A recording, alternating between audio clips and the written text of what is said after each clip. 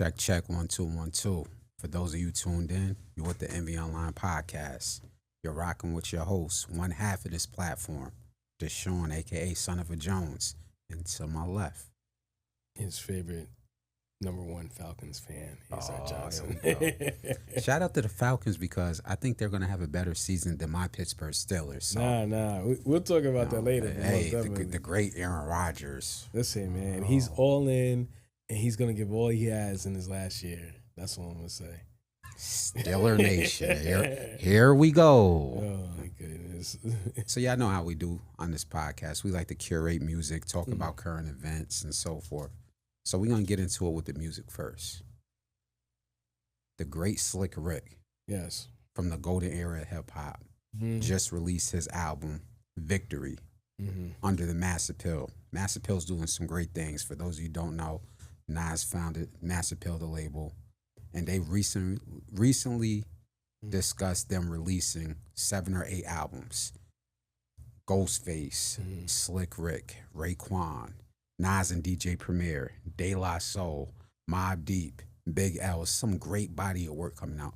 Slick Rick just released Victory after his last album, The Art of Storytelling, which was back in the 90s. Yeah. So there was a good 26-year gap. Yeah. You gave it a listen, I gave it a listen. What are your thoughts on Slick Rick doing what he's doing at his age? No, I think it's a dope album. I think it's clearly, when you hear it, it's heavily influenced by his environment and where he's been at for the past 3 or 4 years. Because I don't know if people noticed, like it took him 4 years to do this album because he was in different locations. So he was in, I think, England, France, where he's from. Right, France, New York, and I forgot the other place, but he was in like 3 or 4 different places. So some of the music, you can hear the influence from the environment he was in. If I had to, I'll wait till the end, but I have a rating for it. You know what I'm saying? So, but it's got tracks for everybody on there. If you're looking for, I want to say Slick Rick storytelling, like with the albums on Def Jam, that's not what you're gonna get. You're gonna get some of that, but you're gonna get a different influence from the storytelling, like a different beat, different advice, totally different. I like that they also delved into making this a visual album and releasing visuals on YouTube. Yeah. I thought that was dope. You always talked about how the music video is important, but they put a whole documentary behind it. Right. Got, I want to pronounce his name right. Ilber Sabra? Yeah. Okay. I always butcher his first name, but that dope actor to portray in it. I think it's dope because, as I've been saying within some of these interviews, like, I like to see hip hop grow old. You know, this is the first generation of us seeing 40 and 50 and 60-year-old rappers. We remember in our era in college and even before then, if a rapper said, hey, I'm 35 years old and I'm releasing music, it was kind of, you sure you? Right. You don't want to go act. You don't want to go do movies. You don't want to produce something. Facts. Now today, we're fully embracing it. Some, even in the underground, some of the dopest artists. Rock Marciano isn't that young. But just to go forward, Redman, me and you like Redman, he's releasing some dope work. And now we got Slick Rick. Like, I never thought, my father was playing Slick Rick for me as a kid. Now that I'm of age, he's still releasing music. And it's a credit to whatever his relationship is with Nas, to trust him to put this body of work out under Mass Appeal. I thought the single was dope with him and Nas, man. Right. I thought that was very dope. That's like the best album, the best track on the album. Yeah. And it gives room for more, like to see how he blends his sounds with other people and how they fed off of each other. You know. Any more thoughts on it? If I had to, I would give it like I want to say 3.5 mics. Like, it's a good album. It can be a great album, but it's got more variety. So it's not channeled to one audience. It's channeled to multiple audiences, and they're not all gonna click with every track, if that makes sense. Nah, it does. So I would give it like 3.5, and definitely go check it out and pick it up. But I don't think that like it's not a classic. I think we were gonna get into this before. We didn't highlight Slick Rick before, did we? No. you want to get into a little bit, not the full shebang bang, Yeah. because we were gonna have this conversation like 6 months ago or something. When you said you wanted to talk about Slick Rick, was that Artist Storytelling album on Def Jam? Yeah, his first album was a classic. The Art of Storytelling. I think it just, when you look at Slick Rick, he had an English accent, but his storytelling was insane.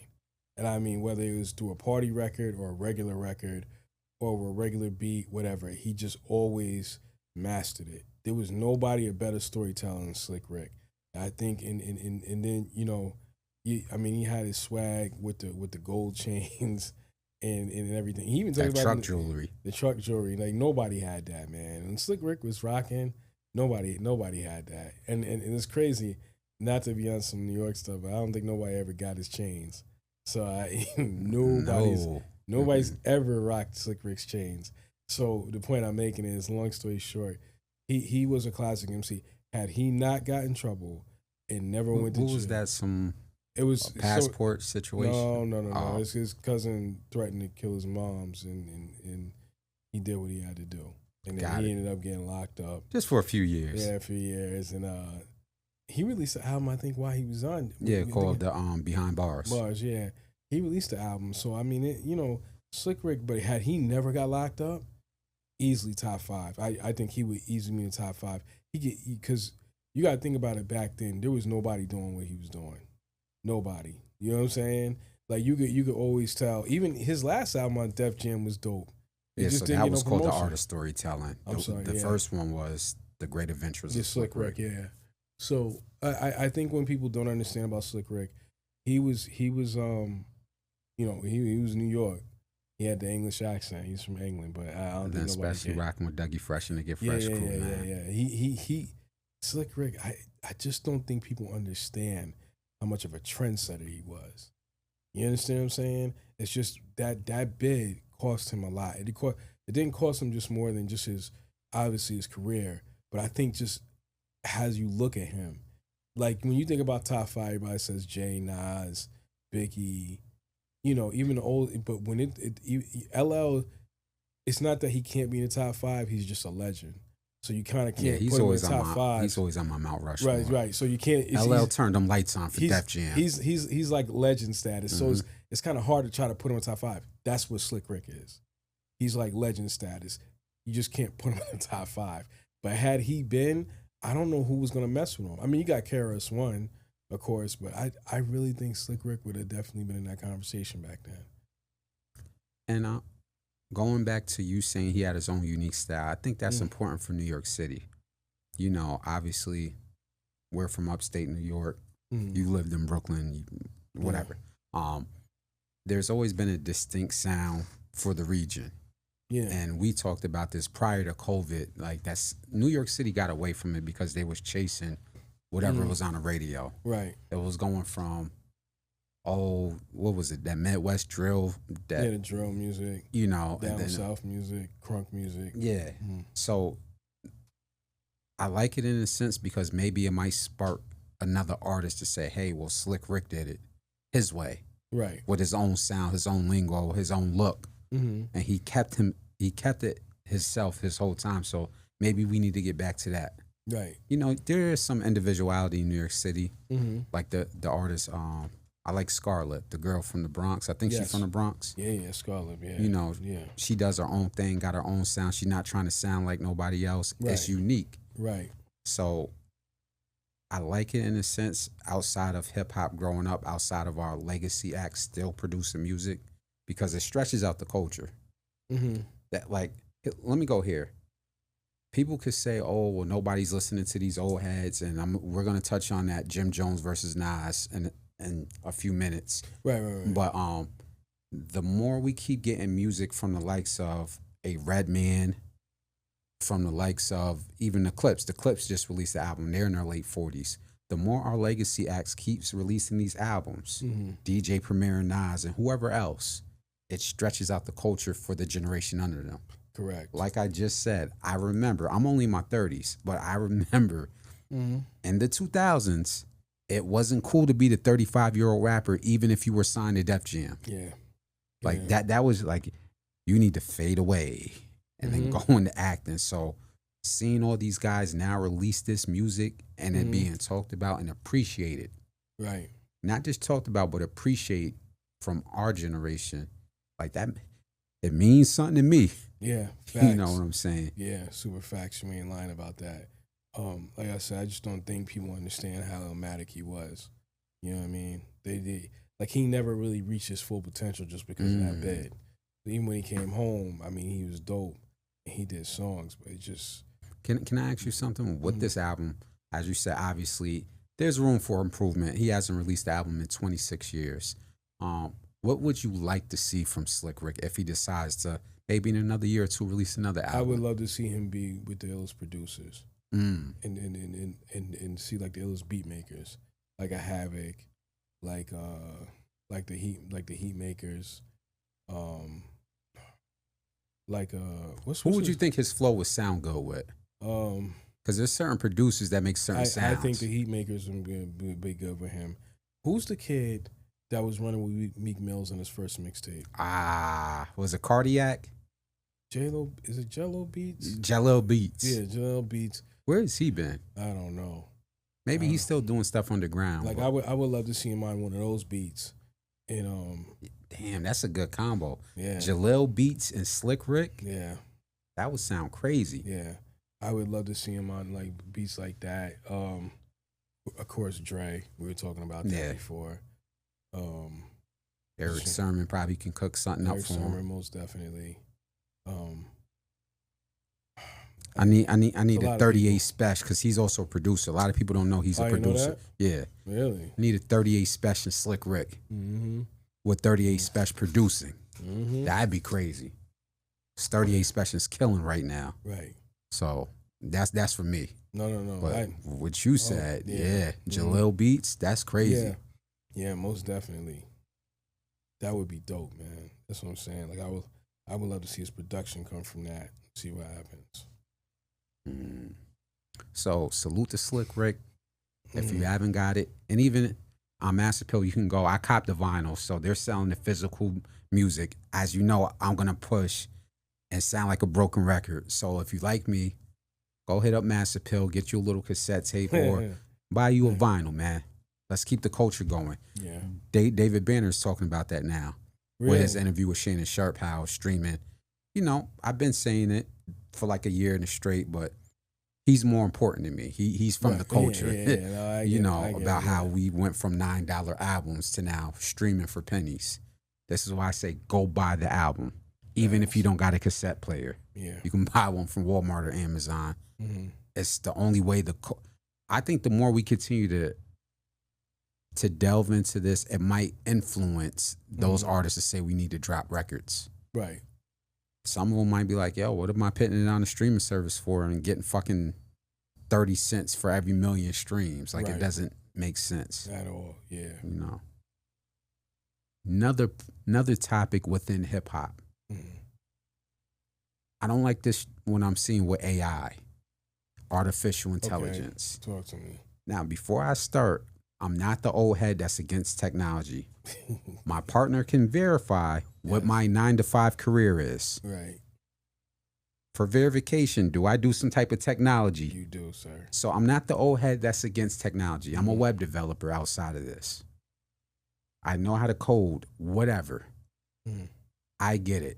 Technology has been used to aid certain industries, certain platforms. But what it has to do with music, not just rap, music in general, the art. The situation that came up with Timbaland, the producer, where he's on Instagram and he got some artist beat that he didn't get permission from and uploaded it in a software and made a whole song without this producer's permission using artificial intelligence. The whole industry was like, what the fuck? Right. What are we doing? Right. So before I give my thoughts, what is your input on where we're going with this? I think it's very scary. I think it'll just be, you don't want that to happen because it's already enough. We don't believe in biting. Like our culture, the hip hop culture, you can't be biting. Like you'll get called out for that. So it'll even get worse now if somebody starts taking credit for something for that other people's story. Yeah, nah. No, I think it's down the wrong path. I think it doesn't, and it needs to be make sure that can't happen. I just really think like that. It's just you should obliterate the whole thing, like blow it all up. Like that should never be an option. You get what I'm saying? You know, and I know people don't like to talk politics, Mm-hmm. but even this has to deal with politics. Okay, People say, well, what do you mean? elaborate more. Well, I want to be correct. I got to get the correct verbiage. There was something about one of these bills that are being passed through that has to deal with AI regulation. And I forget the name of the bill. I don't want to pit. I don't want to pit it on one politician if I'm not correct. But if this bill passes, you won't be able to regulate AI for 10 years. Meaning, whoever wants to do whatever with AI, you will have to just sit there and take it for 10 years. So, for all the people who say they don't like politics, Mm-hmm. okay, when it comes into your art form and affects your livelihood, Mm-hmm. then you'll understand. Correct. Again, even outside of hip hop, people had to pay attention about the actors and Right. actresses boycotting and sitting out because they were dealing with the streaming and so forth. Right. That's now entered hip hop. Mm-hmm. So there's an ethical thing behind this. But Mm. just in general, to piggyback off what you said, Mm-hmm. it was the most disappointing thing to see. And Timbaland can try to play it off talking about, oh, he was just excited about some new technology. No, he's trying to cut a corner. That's what. Thank he's you. trying to do. And then put out that statement because you know them legal paperwork is about to come Mhm. next. Yeah. I'm gonna go here with it. Aaron, I saw Rick Rubin. Somebody took a quote from Rick Rubin and said it, and I feel the same way that Rick Rubin said. Mm-hmm. The reason why we humans connect with whatever artist you like, whether it's in R&B, whether it's in rap, whether it's in rock and roll, whatever music you like, the reason why you connect with that artist is because they put something in their lyrics that connect with your soul. Correct. Mm-hmm. I'll give a few examples. If you like R&B, you know who Luther Vandross is. Mm-hmm. When Luther Vandross sung the song Dance With My Father Again, Mm-hmm. that song connected with a lot of people on a human connection because you might have lost a parent.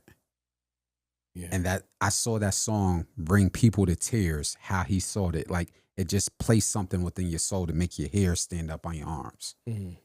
There was a human connection because that's a lived experience from another human. And he took his talent and reached it into your soul.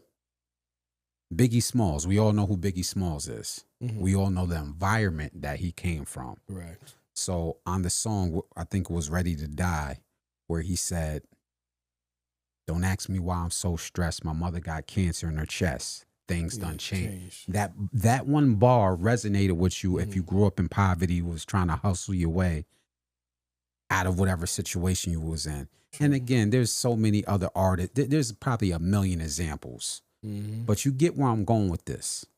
Yeah. You connect with the artists you like because they're pitting your pain or they're pitting a lived experience and they're using their art to connect with you. Mm-hmm. What lived experience does an AI have? It's a fucking algorithm. None. What soul does an None. AI chat box prompt have? Right. You ain't lived through nothing. You can't tell me about a heartbreak. No. Somebody can prompt you to tell me about a heartbreak, but now you're taking a human experience from somebody else. Mm-hmm. That's my problem with this. Mm. We're taking the soul out of the art. Mm. And I'm not just talking about hip hop. I'm talking about the art of music in general. Right. I was going through something in 2008 or 9, whatever. Mm. And I remember it like it was yesterday. I was listening to a Keisha Cole CD. That's a CD of her with a short haircut. Okay. Great fucking album. Mm-hmm. I played that CD till it skipped out of my damn CD deck because the way she was singing and it was conveying what I was going through. Right. Same thing with certain rap albums. We done played our favorite rap CD, whatever you like, G Unit, Dipset, whatever. And Jay-Z, until that shit skipped or tape popped or whatever. Correct. That's how I like my music. There has to be a resonation for me. So with me saying that, I got some more, but what are your thoughts on that? I agree wholeheartedly. Like, you know, they can't identify. AI can't identify with the pain of what you're going through. Hmm. They can't do that. They can't feel. It's kind of like, not to sound corny, like the equivalent of like a Terminator. Remember in the movie, he said, "Yo, I can't." He's like, I know what you lost, but I can't have those feelings that you had. Damn, you just hit 'Cause the ball out the park on that. yeah, I can't relate to it. I understand it, but I can't relate to it because I don't have those feelings. So I Mhm. think that goes in the same thing with AI. Like, I don't think that it resonates. You know what I'm Yeah, saying? So it's just not. It'll backfire bad, man. It'll backfire real bad. Trust me, I tell you, it's not gonna go well. As much as it looks good, it's not gonna be good. You know. yeah. And I get the flip side because then somebody will bring up, well, the record labels are going to use it a certain way. Good luck. Good luck. Mm. And I get it. You can make a song without paying the artist because I already know where this is going. Yep. You don't have to give that artist a record deal to put out the music. Nothing. Yep. Mm-hmm. It's still going to backfire. Right. Mm-hmm. And that's the dangerous part about watching this and then seeing somebody who's influential as you know what, and I'm gonna go here with this, and this might sound like I'm getting into his business. Mm-hmm. You had a real artist. You had a talented artist about 10 years ago. Mm-hmm. If you guys really dig through the crates, he had an artist named Tink. Remember that girl Tink? Yeah, Timbaland did. Yeah. He was working with her, and something didn't work out behind the scenes, and then that went left. Yeah. And she had to get up out of there and make a pivot in her career. Had a triple threat, somebody who sung, rap. Yeah. Everybody was going crazy about this new artist named Tink that can sing and rap. This was like 2013. Right. And we was like, uh-oh, Timbaland got one. Right. And somehow it went left. Then he leaked the record with, I guess she was supposed to do the moving bass record with Jay-Z and Rick Ross. And she actually sounded better than Rick Ross, and they removed her off the... Like, I remember all of that. So you actually had a real artist. That's crazy. So you couldn't put out the real artist for whatever industry politics, whether it was something behind the scenes, whether it was contractually. If you couldn't put out a real artist like Tink, why do you get away with using AI now? Yeah, good point. Mm-hmm. Now the younger artists that wants to get into this culture, whether it's R&B, whether it's hip hop, whether it's pop, they're watching this saying, God damn, I'm talented, but fuck, like, he could just take my music off of YouTube and use it without my permission and then say, I ain't trying to sign you right now. Right. Because that's what that's about to start turning into. That's crazy. Nah, I don't really need to sign you. I could just take somebody's flow off of YouTube and create a song. Right. Wow. It's just like you said about the Terminator. I ain't trying to be funny. It's like it's like the people who use them toys, whatever toys you use. Yeah. Get my drift? Yeah. We all grown. Right, yeah. The toy might get you to wherever you need to go through. But every once in a while, you're going to need that human connection. Facts. Super facts. Every once in a while, you might want your partner to talk to you like Wesley Pipes used to talk to his girls on West Coast Productions. Oh, I'm the only one who know who Wesley Pipes is now. God, yeah. If you know who Wesley Pipes is, you came to the right podcast. If you don't know who Wesley Pipes is, you too young to watch this, go left. That mother used to be talking. That's what that's what the toys can't do. Can't put that soul into it for you. You get the analogy? Yeah. The toys could get you there, but the toys ain't gonna talk to you like Wesley Pipes was talking. Separate like a blood in the crypt. Top 5 line of all time. You got to dig in the crates for that. Again, if you know who Wesley Pipes is, salute to you. If not, exit left. But that's how I feel about the AI. There's no soul into it. That's why I use that analogy. You taking somebody, it might be some young kid in Nebraska that doesn't have an outlet, that doesn't know how to get signed, that's putting out their music on YouTube, and 6 months go by, they see that Timbaland or some record label done took their whole flow and uploaded it into, I guess it was called Sonar or whatever it was called. Like, how dare we get to this point within this culture? Right.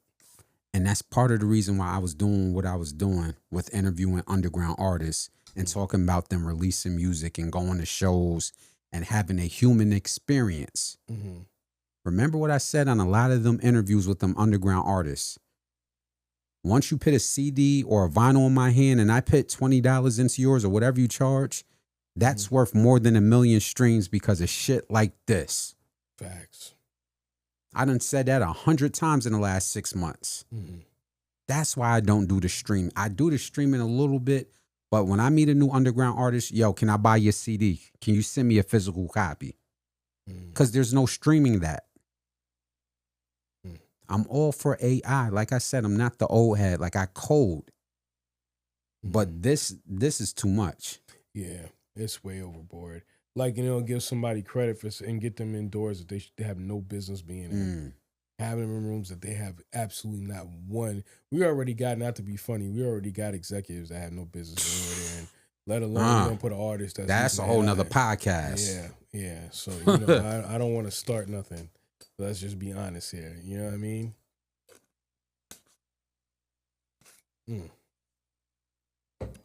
So let's stick into hip hop land. My last name is Jones, but I have no relation to this person. Joseph Jim Jones. He's been running around doing his numbers, doing his media runs. Right. The first podcast he was on, he said something, took some jabs at Nas, and everybody's like, oh, cool, he's supposed to do that. Then he appeared on the podcast with Fat Joe and Jadakiss. And that's where things started to go left. Yeah. Start saying Nas don't have as many Billboard entries as him, which was false. Right. And a whole bunch of other things. And then this recent iteration where he just went left field on SO, is it SO World? SO and Heineken. SO and Heineken and DJ Clue. Backfield, yeah. And started going ape shit about how Nas has never been this viral and he did more for Nas than anybody. Before I give my thoughts on this, I know you saw it played out. Where is this coming from, man? I don't know what Jim is thinking about. Let me say this, in all fairness, Jim is a legend and Nas is a legend. Yep. But if you want to put the two against, first of all, we saw what Dipset did to you. I mean, D-Block did to you. We saw what D-Block did to you, right? You might want to start there. We saw what happened. Can you outperform Styles P? That's Jada and Styles P and Sheek. You didn't hear what I said. You think he can outperform Styles P? Absolutely not. And then you're trying to talk about with Nas. First of all, you're wrong on that because Nas got a whole. Remember, social media wasn't out back then. But remember when Jay went at Nas? You don't remember that? I'm pretty sure that put Nas over the edge and gave him more publicity than it could ever. And this is when Jay was being the king of hip hop, period, taking over the whole industry. And Nas put a chink in the armor when he responded back, and he lit them all up. So I don't want to hear that. That's one. Two, I do understand where Jim is feeling like, I'm giving him, he's getting more credibility off of first of all, I don't think Nas even said anything about you. And I forgot how this even started. But y'all two ain't even in the same lane. They're not even in the same lane. Nas was not in his business, pitting out music through Mass Appeal. You might have, first of all, Nas has a lot of Billboard hit records. Second, he has a 5-mic album. You ain't got that, brother. You don't even have that. So you have a hit. Let's just call it, Ballin' was your biggest hit. You have a lot of street hits, but you don't have a lot of hits. Ballin' was your only hit. You've been in the background making Old Boy and all that stuff. Yes. You got credibility for that. Yes. Nobody can take away Jim's hustle, his grind, Dipset, Bird Gang, everything he's contributed. Yes, that makes him a legend. But you do, when you take your body of work and compare it to Nas's, absolutely not. And that one body of work almost buried Hove. as a part of his body work. Let me go down real quick. The first album, right? That his first album, Illmatic, I think it was called, right? That's a They're gonna five be mic. writing PhD papers about that. That's a 5 mic album, right? Mm-hmm. Then there was the other album when it was in that whole era where he responded to Jay. Mm-hmm. Correct? Like when Nas felt like the industry was going at him, and Nas literally lit everybody up. Correct me if I'm wrong, Mm-hmm. right? That's 2 albums. That's not to mention the joint with Hit Boy, and that's just now him King's as a vet, Disease. as a seasoned vet, and him doing that. And I don't know, when you look at the body of work that Nas has. I mean, If I Ruled the World, Halftime, Live at the Barbecue. Illmatic. It was written. I am Nostradamus. Stillmatic. Godson. I just don't. One mic, all that stuff. Do you understand? Nas, and let me tell you this with Nas's records. Nas has street records, real life records, club records. Like I said, 5 mic album. He also has one of the illest battles ever in hip hop. When you look at Nas and Jim, and like I said, they're both legends, but there's another level. To put it in sports terms, there's a lot of great corners that came through the NFL and are great playing now. And then there's Dion. Does that make sense what I'm telling you? Mm-hmm. There's a lot of great corners in the NFL now and that have played in that league. But then there's Dion. There's just no other level to that. You're never going to beat that level. Does that make sense what I'm saying? Nas is on that level. It's kind of like what we just talked about with Slick Rick. He's not top 5, but he's a legend on a level that you can't go touching him. Same thing with LL. You can't go touching him. LL has been. He's in my top 3. Oh, Slick Rick? No. Oh, well, you was talking about Slick Rick. I thought you were saying Nas. No. What I'm saying is that like you're not in that system with Slick Rick and L and all them. Gotcha. Right? So it's the same thing with Nas. Nas is in the top 5. You're not in that league. No, you're a legend, but you're just not in that league. You're not in that league. You can't be in that league. You understand what I'm saying? And mind you, let's talk about this. Jim, because I'm giving credit to Jim also. You were part of holding the East Coast down. Nas brought the East Coast back when we were falling off and nobody was paying attention to us. There's Tupac, Death Row, and that whole movement that came. Mm-hmm. He was part of it. It was Nas, Jay, Biggie, Keith Murray. I'm missing somebody here. But it was a slew of them. And they were coming. And Nas was part of that bring back the Wu-Tang. He was part of that bring back the East Coast movement. I'm going to say that one more time so you hear what I'm telling you. He helped bring back the East with him, Wu-Tang, Biggie, Keith Murray, and I'm missing somebody else again. But I just named those 4. To say that one more time. He came with Nas, Jay, Wu-Tang, Biggie. Get what I'm saying to you? Mm-hmm. Jim and them held it down with the East Coast with D Block and G Unit when we were kind of falling, the South was taking over. But come on, man. You know what I'm saying? Come on, man. To put it briefly, D Block's a legend. D Block is a legendary group, and G Unit's a legendary group, right? Mm-hmm. But did you see what happened when they got on the stage? Yep. So the difference, right? The D Block and Dipset, there was a big difference. There's a reason for that. So that's my best way of saying, I'm sorry, I'm talking too much. Nah. Please go ahead. Yes. I got a lot to say on this, Please, man. yeah, share, brother. I've been kind of harsh on my Jim Jones take, but let me give him credit where credit's due. One thing I do agree with you about is what you said. Nobody can take nothing away from him. It's like he's trying to overcompensate. Yeah. You are solidified within the culture of hip-hop, Jim. Thanks. You've been relevant since 1997. We all saw the hard work you put in, going from Cameron's hype man to turning into an artist, to running a label, to building Bird Gang, to producing Stack Bundles and Max B, and what you did in fashion. You don't have to overdo it because now you're ruining your own legacy. Mm-hmm. It's kind of how people were talking about Game a couple years ago. You're kind of putting your foot in your mouth every time you come out with these outlandish statements. Like Game was kind of doing that a couple years ago. People was like, yo, Game, you need to chill out because you're hurting your own legacy. That's what Jim is doing right now. Dog, whenever you decide to retire, your name is going up in the Raptors for Harlem. Yep. We know nobody outworks you. Yeah. From you producing music videos behind the scenes, from you doing fashion shows. We can't take that away from you. But now you're playing with the culture of hip hop.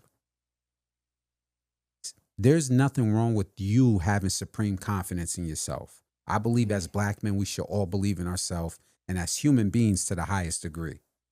Go ahead and say you're the best in your field, but don't start lying. You did more for Nas. He won a Grammy this decade in 2021 off of King Disease with him and Hit Boy. Yeah. And I know somebody's going to say, well, the Grammys isn't everything.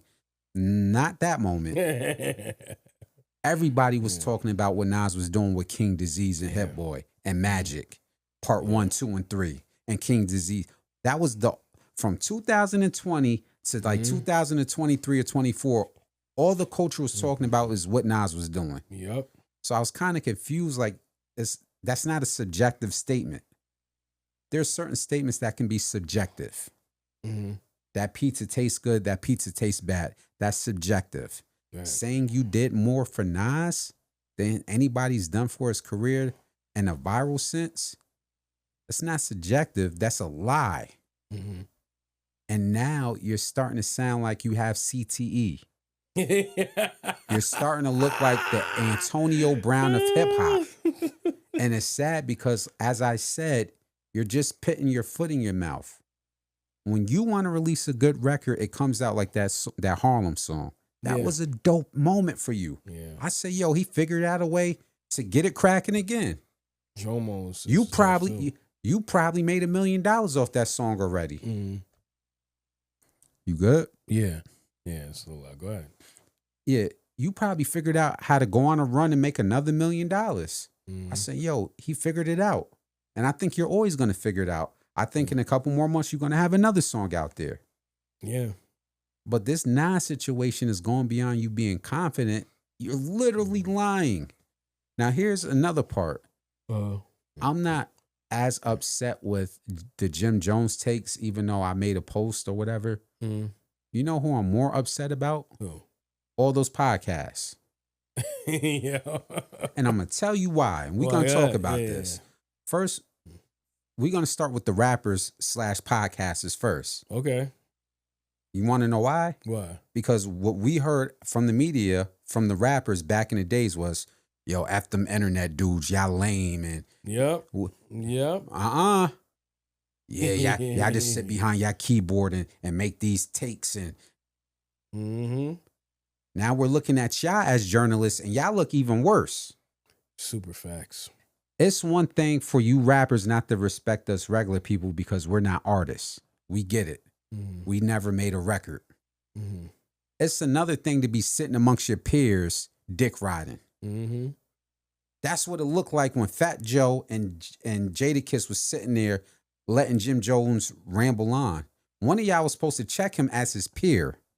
Yeah. Because if he's not going to listen to regular people, he should be able to listen to y'all. Right. That's dick riding. Right. You mean to tell me none of y'all grown-ass men had the balls to tell him, you might need to pump the brakes a little bit because you wilding out. Yeah. Yeah. And I'm even more upset with DJ Clue. How dare you? You got all them epic Clue mixtapes with Nas verses on it and you didn't speak up for Nas? That's crazy. You a DJ Clue fan? Yeah. How many legendary mixtapes does Clue have? Oh my God. Like, I can't even count. You can't even count. A library. He has a library where how many verses from Nas are on them? Multiple. Or at least there's probably on every one of them, at least not every other one of them. Something. He's got either a hit record, a breakthrough record, or freestyle, something from Nas. Always. You got all that work from Nas, and you sat there just shaking your head when Jim was talking. He's going to say, well, I was letting the man speak. We're speaking, but we're conversing. Right. Like, let's be adults. We're over 35. Right.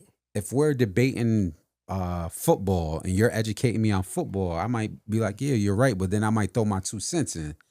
You let the man speak, but then you also say, well, you kind of wilding right now because I don't work with. How long has DJ Clue been relevant for? Before Jim, right? Yeah, way before. Who was rocking when I was in high school? Who was So rocking? the point I'm trying to make is with these new rappers that's jumping into our media lane, y'all making it worse. I understand y'all want to get a bag from Spotify or whatever them podcast deals is. Understand. But if y'all thought the media was diluted before when y'all was complaining about the writers at Double XL, it looks even more bozo-ish now that y'all want to jump in and do this shit. Right. There has to be some pushback when y'all doing these interviews amongst yourselves. Right. Because if all y'all gonna do is sit amongst yourself and sit there and do this, that's 10 times worse than academics. And I don't like academics. Nobody does. Nobody like. He's. Do you understand how? Do you understand how that looks? Yeah. You're now giving credence to why academics is around. Because he's going to say, well, you guys got the money and the fame and your podcast is horrible. Yep. You're not holding each other accountable. You're not curating music. You're gossiping worse than us. You let Jim Jones get on there and have the most epic gossip about the godson of hip hop. Yeah. They are going to make Yo, fam, we got to really stop playing this Jedi mind trick with our elders within this culture. Hey. When we're old and gray and in a nursing home somewhere at 80 years old, there's going to be a hip hop museum, a library of artifacts of all the people that went before us. Right. Your Big L's, your Big Daddy Kane's, your LL Cool J's, your Jay-Z's, your Nasir Joneses, and so forth. They're all going to have their section in there. Your down south artists, your T.I.'s, I don't want to leave you out. Your West Coast artists, your Dr. Dre's, your Snoops. Everybody who contributed to this culture is going to have epic amounts of writing on the wall, books, documentaries, historical artifacts. What they're going to say about Nas is going to be so fucking epic.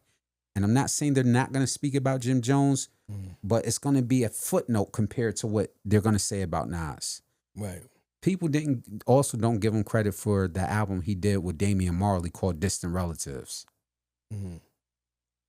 If you're in the whole Black unity stuff and the diaspora, that was the album for that, where he was trying to unify us amongst all continents and Caribbean islands and stuff. Right. Like he linked up with Damian Marley and made an entire album. Right. Nobody talks about. Wow. Jim Jones unified people. He brought Bloods to New York. Oh, that's his claim to fame. Oh man, not Dipset. No, Cam even said no. That was more him doing that with the Dipset. The whole red flag. He's yeah, okay. Like we're not about to play with this. Okay, that's his claim to fame. He claimed it, so let him have it. He brought blood culture to New York City. At least for the rapper side. I think he popularized on the rapper side. He popularized it. He can have it. If you do your history on that. I know the dude came home from jail. No. It's not just him. That was really with Pistol Pete and all of them and part of that whole movement. I'm familiar. If anybody knows, I'm just going to use the words SMM. You know what I mean? That's what. Yeah, they're under an indictment right now. Yeah. This still, I didn't even know they were still a running new around. one. That's from H45, right? But he showed the paper. I don't want to get into that. Yeah, no, I know. I'm just saying. Yeah. Point I'm making is he wants to claim it, so I'm gonna give it to him.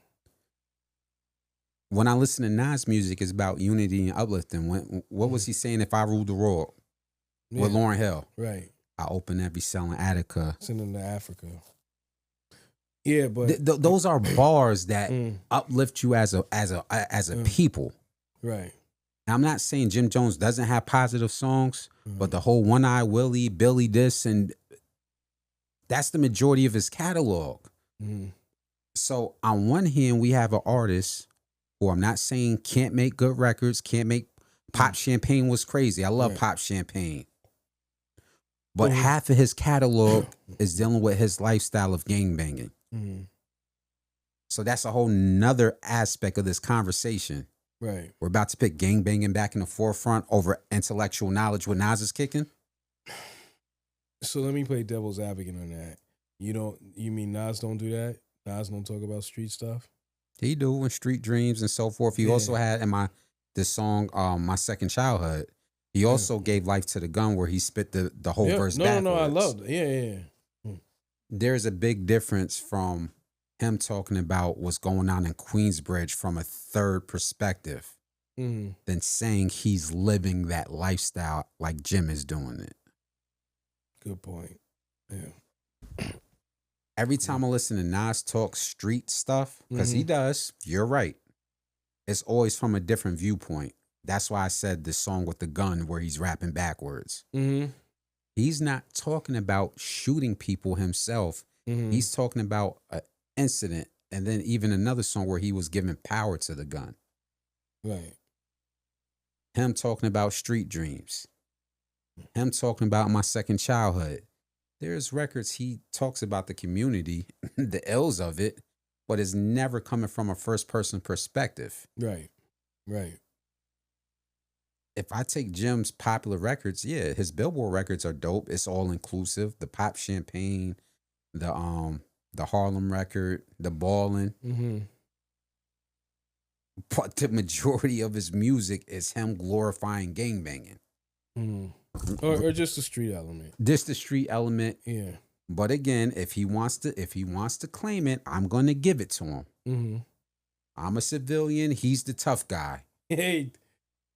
Oh, so you can have it. That's your claim to fame. That's why this conversation is kind of irritating me a little bit. Because what are we doing? Yes, he's a legend, but there's N1 legends. Yeah. Then there's people in the NBA with a 15-year career. If I'm building, you said a football team, right? If I'm building a basketball team, does Jim Jones get in the game with Nasir on the court? Maybe, I don't know about that. Yeah, he gets in the game. You know when he gets in the game? Yeah. When we're up 30 points. Oh, man. He can't even be in there at the same time? He can't play the assist role? If I'm doing a metaphorically speaking, and Nasir's on the court, and I'm doing a metaphor between his hip hop skills and relating it to a basketball. Right. Jim could get on the court when we're up 30. That's not somebody I'm putting on the court and I got Nas on my team. Right. It's one thing to be confident. Everybody has a right to confidence in yourself. Everybody has a right to believe in themselves, their business, whatever. There's another thing to be overly delusional and start to lie and trying to get people to believe in your lies, which brings me back to all you new rappers starting podcasts. Y'all are worse than the people y'all was speaking about these last 20 years. Just say you're just trying to get a Spotify deal and y'all trying to get $1 million check like Joe Buttons. Or like Cameron and Mace. Because Cameron and Mace did it, but they're doing it right. Right. Like, I hate to say it, but Cameron's doing real investigative journalism. Right. Freaking interviewing the people from the Diddy trial. The Punisher. But, that's real journalism. Yeah, no. I get it, yeah. Like, that dude thinks. He actually said, somebody go find his information. I want to bring him on the show. Right. That's a podcast. Okay. Not, you got a bunch of rappers sitting in front of you and you're alleging yourself and nobody's giving life to the game. Right. That annoyed me more than the Jim Jones comment. Because I'm like, which one of y'all scared he gonna swing on y'all or something? Like, no, I think they're just looking at him like, we're gonna let him voice his opinion, and we're gonna let him give his opinion about how he feels. Crazy. That's you sound like murder. Crazy. That's crazy. Crazy. Oh my God. Respect to him. Again, nobody can take away what he's done for Harlem, what he's done for his own career. And I think he's going to find a way to use this to put out a song. But saying you did more for Nas' career than anybody. Bugging. Jay-Z dissing Nas, like, did more for Nas' career than anything. because it basically broke the line up. Not MC Search. We could start off with MC Search, but that's Yeah, facts. Yo, shout out to what's going on. I'm gonna do a little segue, a little audible, man. Mm-hmm. Me and Ty was talking about this in a group chat. Okay. It's a brother named Zoran. I want to pronounce his name correctly. Because we talk a little politics every now and then. Yeah. And I voted in my local election up here. I think on our ballot we had who was running for the up-and-coming mayor election. So shout out to people who vote within their local election. Mm-hmm. The Democratic structure is losing their marbles because Zoran beat your man Cuomo. Yeah. Made him secede. Okay. What are your thoughts on that, man? Calling audible, huh? That was super audible. I guess I didn't. I thought it was important because we do talk politics, and every once in a while, and I like to encourage people. If you don't vote for the president, at least find your local elections within your city. Yeah. Your mayors, who's running for this office and that office, and participate locally, which I did. You don't have to tell me whether you're for whatever, but the gist of it is this young 30-year-old who just so happens to be Muslim got to the election, got so much momentum within the younger generation, and knocked out the old guard. Right. Now, I know this is an audible, but I can go somewhere with this because we talked about this with the last election. Right. Do you feel that's healthy for the Democrats, for them to see Cuomo getting knocked out like that? I wouldn't use the word healthy. I think it's a good thing. But let me say about Cuomo, a lot of people dislike Cuomo. I don't think y'all understand how bad it would have been had Cuomo not been running New York. Do y'all understand, break it down. Like I think because wasn't Pataki was running New York at one point, right? Mm-hmm. That wasn't all that great because he was black. He was backing Giuliani and them.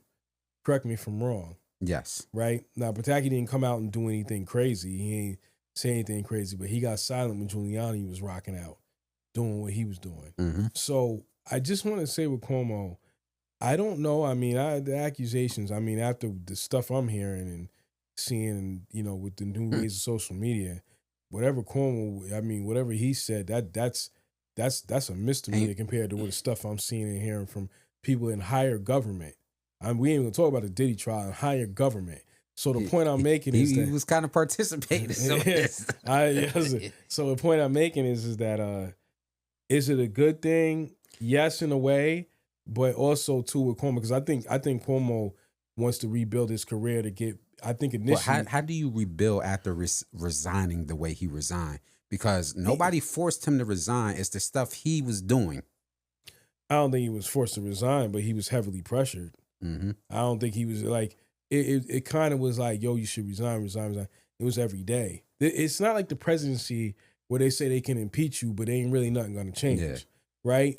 He's on a lower level, so that is something he was feeling the pressure. They didn't force him, but he was heavily pressured to leave.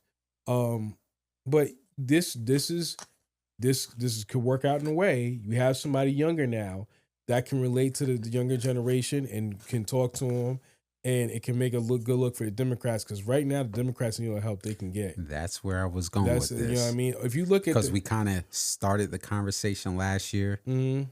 We didn't get too much into it after the election, but you were kind of alluding to like some things need to change over there on that side. Yes, facts, and some of it needs to be. They need to know how to relate to the younger audience.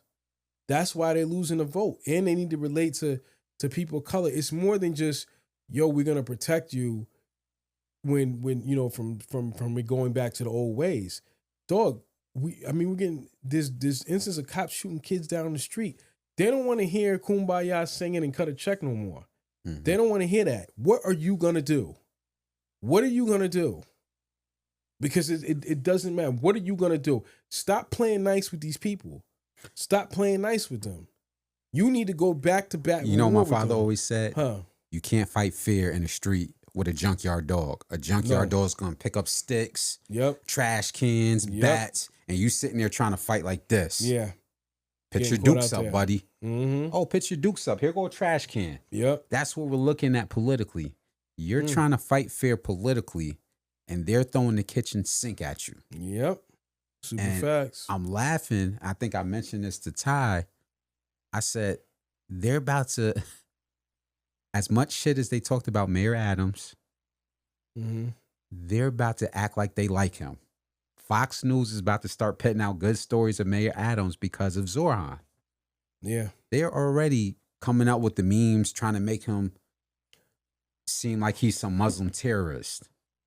I don't know if you saw that. Like No. it's about to get very dark, you know, and that's one thing I try to disengage in, like that whole everyday waking up.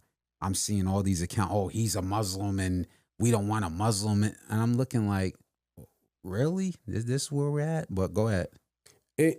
Well, I lost my train of thought, but the thing is that with Cuomo and not Cuomo, with Zoran, you're right, it is about to get ugly with that.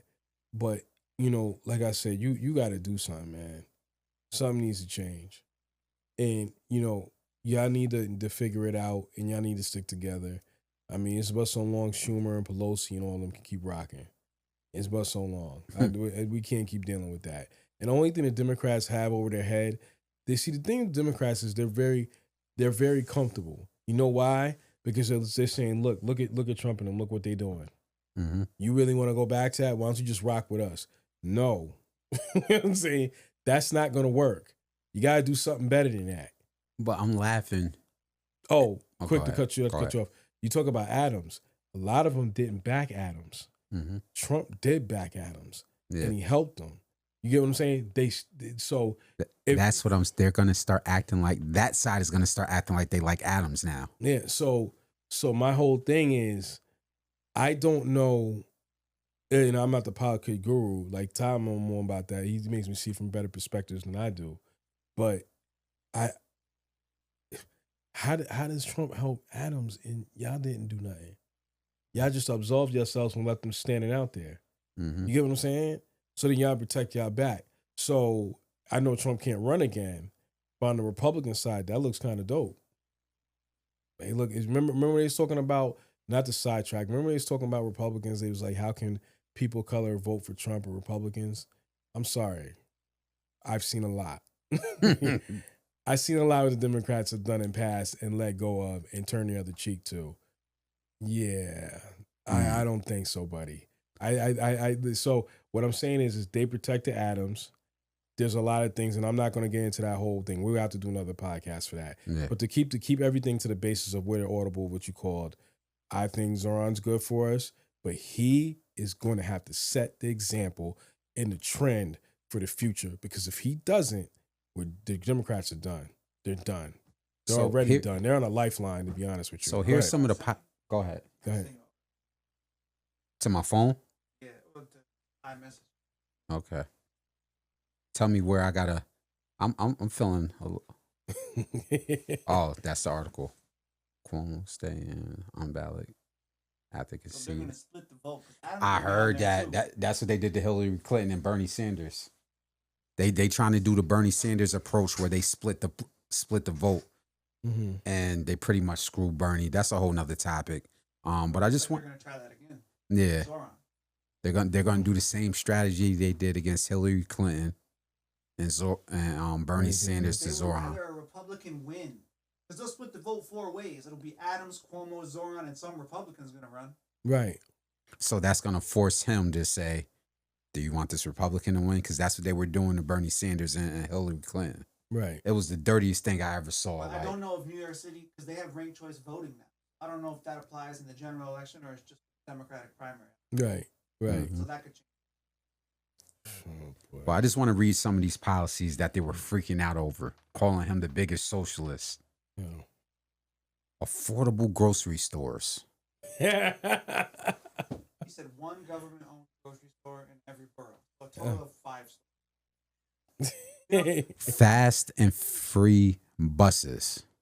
Mm. Oh my God, he's helping people. Early childhood and education, no cost to childcare. Mm. Oh my God.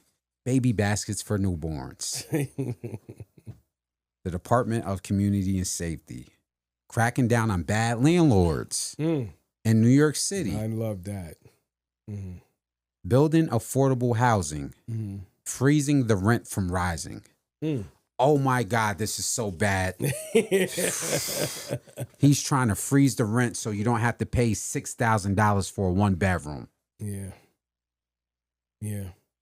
This is what I would like to see. Whether he, and that's my thing. Even if he doesn't win, I said this before, go out on your sword. Go out swinging. Right. If you're going to lose, throw the whole kitchen sink at it so we, the people on the voting side, can see you're fighting for something. When I'm seeing a politician that's in their late 60s or 70s, it looks like they're just playing pass the baton to the next 65-year-old behind me. Yeah. That's what it's looking like. Facts. It does. It does. I'm 75. You're 65. Your turn. And then keeps the establishment going.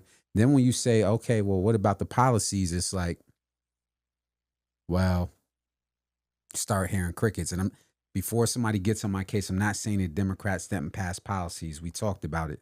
Like, there was good policies from VP Kamala Harris, Barack Obama, even going back to, as we talked about, with the healthcare and so forth. I'm not saying there's not policies, but when we keep seeing these elder politicians in their late 60s continue to take positions of government, you start wondering, where's the imagination with the government?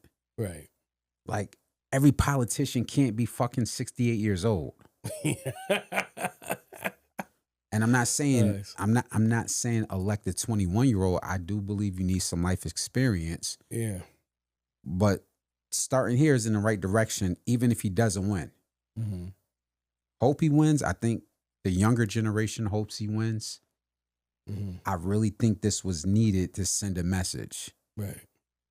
Because, as you said, if they don't get it right now, you're not going to magically get it right for 2028.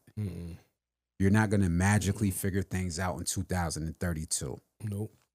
So that was my little audible, because me and Ty was going back and forth with that. I was like, this is getting pretty interesting. Yeah. And then the article you sent me about them splitting a vote. It's a dirty trick, man. And they kicked David Hogg out, right? So, Yep. They're doing everything to keep their power and not pass it.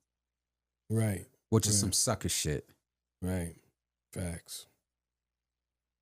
So how do you want to do sports, man? I'm gonna leave this up to you because we had a few sports topics. So we finished with our hip hop segment. We talked. I threw an audible for some politics. Now we're gonna dive into sports. WNBA first, or how you want to do this? No, we can do the NBA because they just ended. So we'll rock with the NBA. So me and my pops was talking about this, and I'm gonna let you take the lead on this. Okay. First thing I'm gonna say before I pass you the baton. The talk about, oh, this finals wasn't exciting and, oh, it's two small market teams. This was the best thing to happen for the NBA. That two teams that built through the draft had a finals run. Correct. So I got a lot more to say, but I'm gonna let you take the way. Your thoughts on the finals? I think it was a great finals. I think it was too bad that Tyrese Halliburton tore his Game ACL. 7. Yeah, but they told him before he went out there, listen, you could probably tear your Achilles if you try to play through it. Yo, dog, he might not reach the finals for another 5 years. So yeah, I'll go out there any day of the week and tear my ankle, ACL, MCL. Right. Yeah. He did what he was supposed to do. Yeah, which was very inspiring. Point I'm making, I think it was big, and let me say this too. I think death of the super teams, that was the official blow. That was the official. That's death why of I the started super off teams. with that. That is no longer going to happen. Sam Presti built up a hole with them draft picks, and we were laughing like 5 years ago. Well, the thing is with Presti, we always kept hearing that. Build through the draft. He had so many draft picks. But he would never, it would always be like, when is this ever going to fruition? But now with this second apron crap, teams are like, oh, you got 3 first-round picks, you want to trade me? Yeah. Yeah. He got what's his name? Gilchrist? Am I saying it right? SGA. Just say SGA. Okay. So, you got SGA. You got Alex Caruso. Yeah, you got Caruso. You had players that was around. The Lou point Dort, yeah, great defender. you put in pieces to be around SGA, and you had a young core and a young team.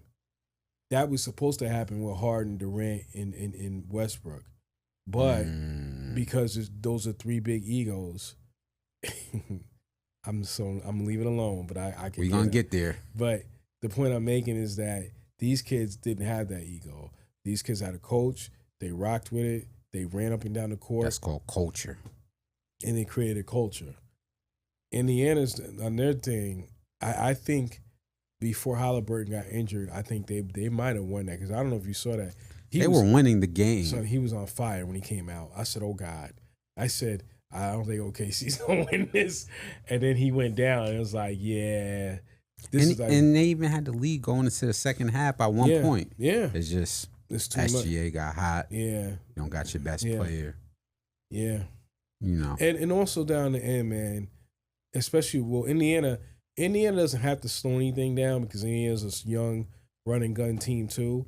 But you know, with OKC, you got to slow them down because if you want to run with them, they'll run all day. They'll be, oh, you want to run up and down the court? And that's how they got. That's how they got them. We will light you up.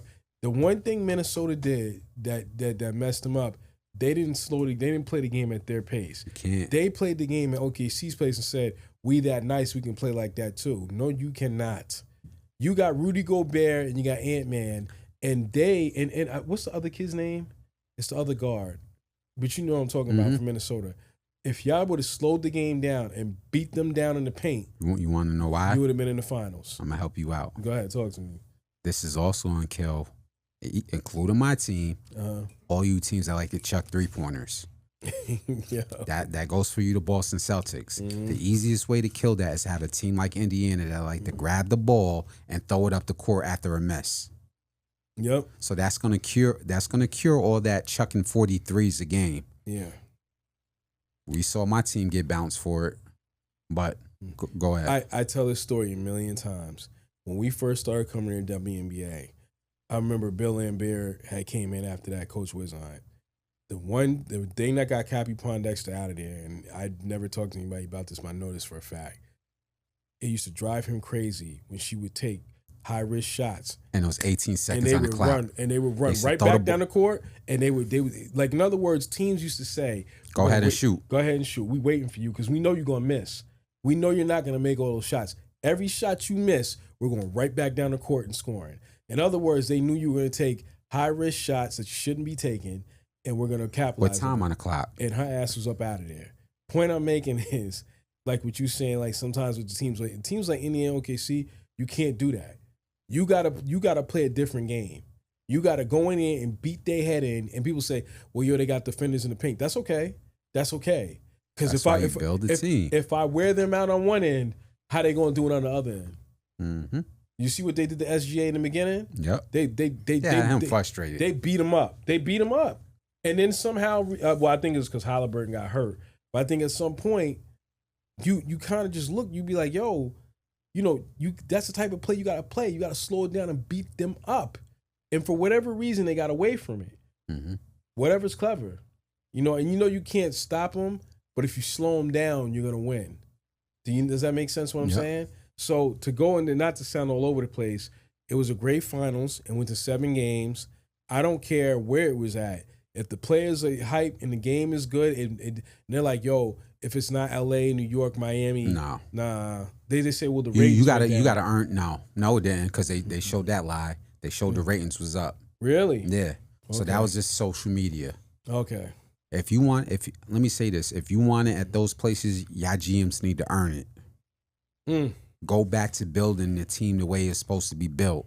LA, you see they sold the ownership. Yeah, $10 billion. Same thing with Miami. I think it's time for Pat Riley to step down. I do too. New York, you're there. I honestly believe next year is New York's year. Mm-hmm. But for everybody saying, oh, it needs to be at this city, then y'all need to build teams. This was the lesson. Now, here are other teams that are going to benefit from this. Mm-hmm. Teams like the Detroit Pistons that are building a young nucleus. Yeah. Teams like Houston, and we'll talk about Houston later. Yeah. Teams like the Orlando Magic, who's building a young nucleus, they're going to benefit from this. Maybe not next year, but 2 or 3 years. You might see the Orlando Magic in the finals. You might see the Detroit Pistons in the finals because they built over a period of time. Right.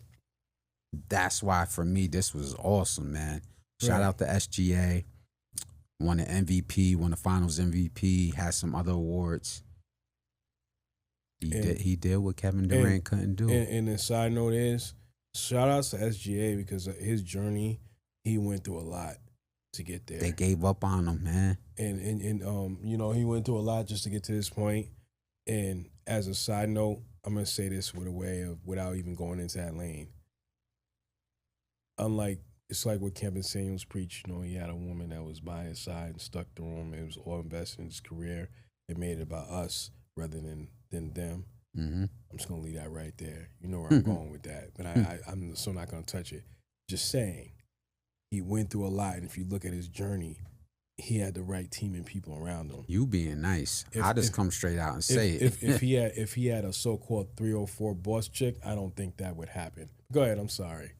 You was being nice with the analogy. I'm gonna come out and say it on the basketball end, not where he was going, but on the basketball end. The Clippers, the great Clippers, Steve Ballmer, you paid Kevin, what's homeboy name? Kawhi Leonard and Paul George. And part of that trade was getting rid of SGA. SGA was on that team? Paul George came from OKC. You forgot he was playing with Russ. He was part of the trade package. Right. Yeah, he was with the Clippers. No, he was a piece that they traded to get Paul George. I'm going to say it again. Somebody who got injured, right? I just think he was a part of the package. Okay, go ahead. He was balling.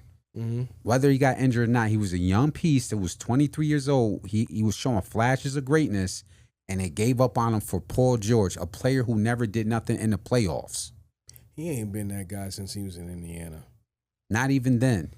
And I think that was because he's with Danny Green and Roy Hibbert. Now, SGA... He's only 27, still has his whole career, still got another good 10 years of playing like this.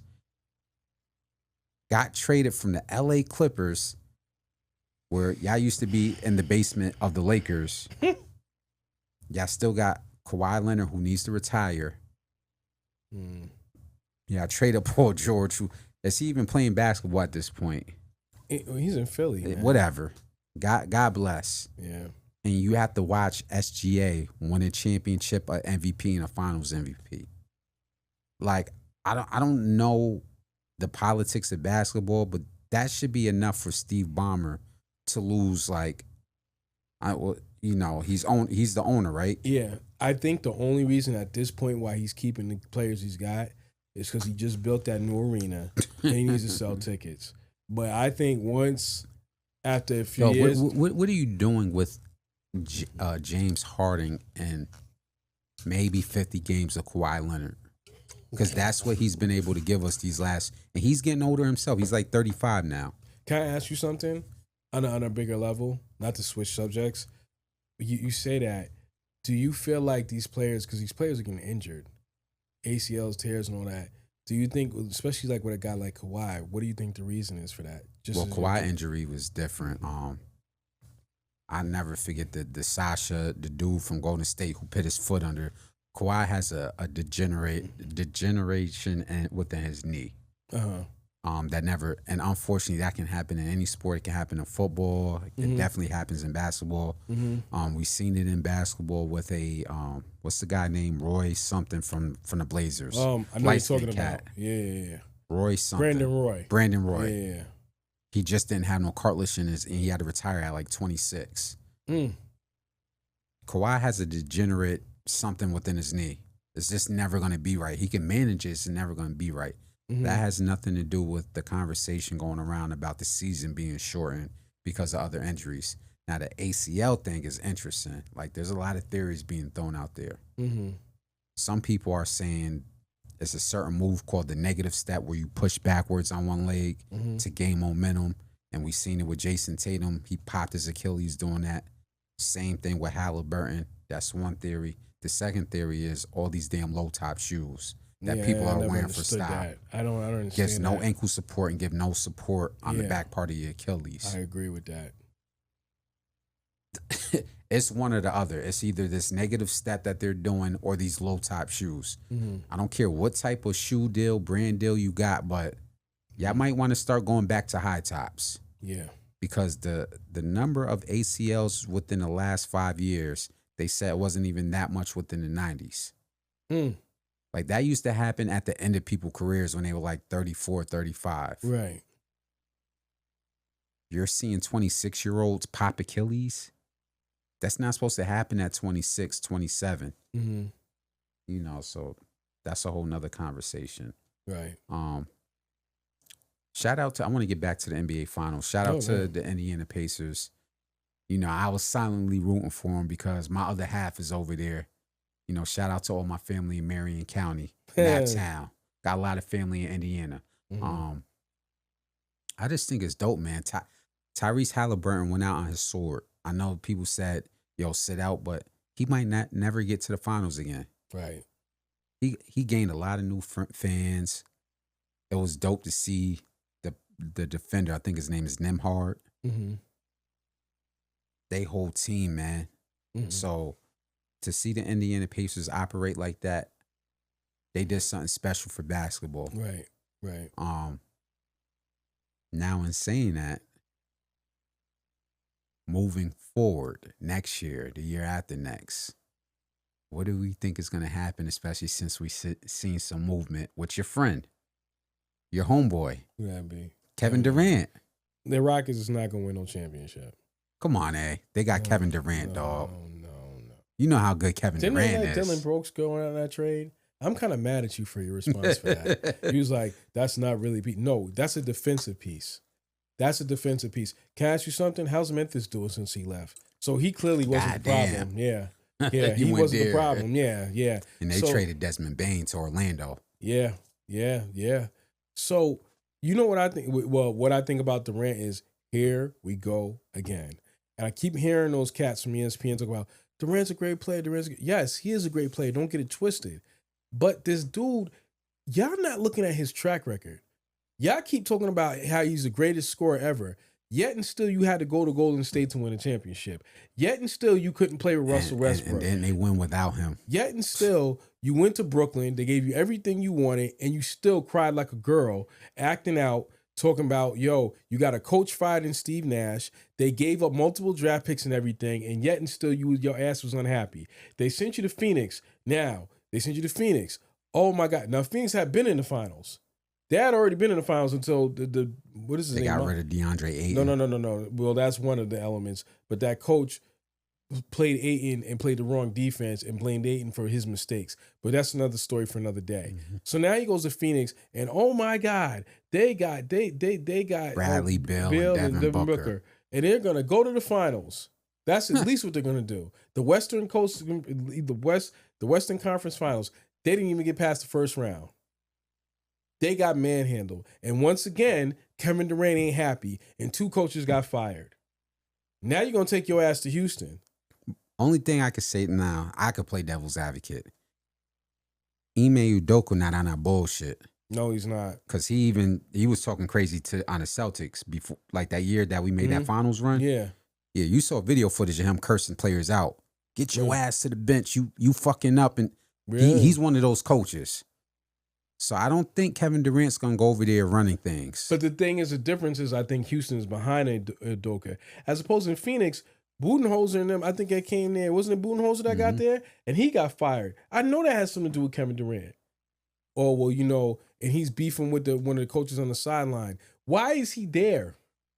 He better get another title. I will say that. He better get one. Because at this point... So let's go here with this. He's 37. Let's just say he holds up for 3 seasons till he's 40. Because he wants to be like LeBron and play till he's 40. Okay. So within 3 seasons, what does he need to absolutely do? He needs at least to win one more title. And he can't be... He's got to play an integral part in it. He don't have to be the leading scorer, but he has to play a real integral part in it.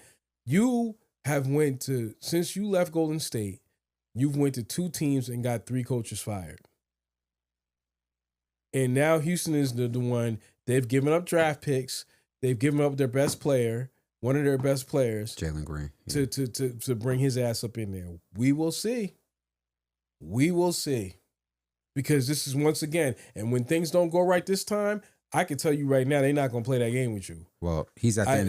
There's nowhere to go Houston's but retirement. No. Because what it is the difference is, like I said, Brooklyn, they had to babysit to his terms, right? And they brought Steve Nash in when Steve Nash had no experience, and that was because of Kevin Durant. And the minute Durant didn't like that, he got his ass. Steve Nash got fired. Then you go to Phoenix, where the coach was okay. Then you come there, he ain't happy, and he gets fired. Budenholzer comes in, and he gets fired. At some point, there's one common denominator through all these 3 different coaches and these 2 teams that you never won a title with. It's you. So with Houston, you better at least get to the Western Conference Finals in your first 2 years, or you better win a title in the 3 years you there. You better do, or it's gonna all be what we already knew. As great as you are, some players, as great as they are, they never won a ring. What would you put him in football terms? Except with the exception of the crybaby attitude, sign like Marino. Like Dan Marino was a great quarterback. Warren Moon was a great quarterback. If it's just quarterbacks, they get Super Bowl rings. They had Super Bowl winning talent, but they couldn't get to Super Bowl. Michael Vick was great, but he couldn't get to the Super Bowl.